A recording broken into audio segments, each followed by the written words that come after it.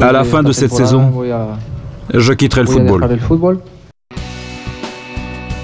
Son dernier match sous la tunique blanche du Real Madrid ne s'effacera pas de sitôt de la mémoire. Pour un au revoir, le décor est prodigieux. Bernabeu tout entier se lève pour lui dire merci. Remercier ce numéro 5 qui pendant 5 ans leur a offert des gestes incroyables que seul un magicien du ballon rond sait accomplir.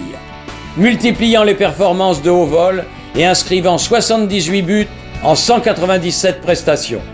Certains buts feront d'ailleurs le tour du monde. Le dernier, il le marque justement lors de sa dernière apparition. Zizou peut se retirer en paix, il lui reste désormais un ultime objectif, la Coupe du Monde 2006 en Allemagne.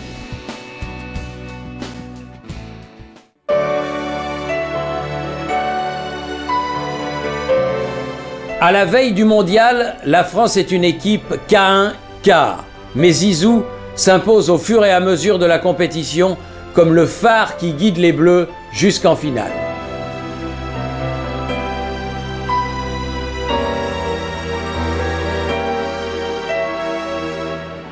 En 1998, 2 de ses coups de tête avaient permis à la France de remporter son premier mondial.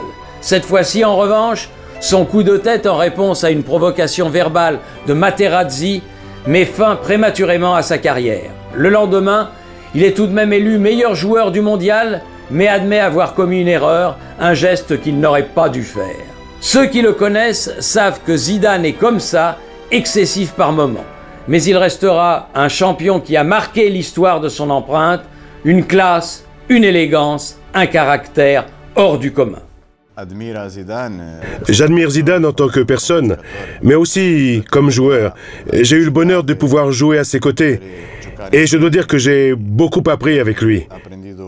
Merci à lui, vraiment.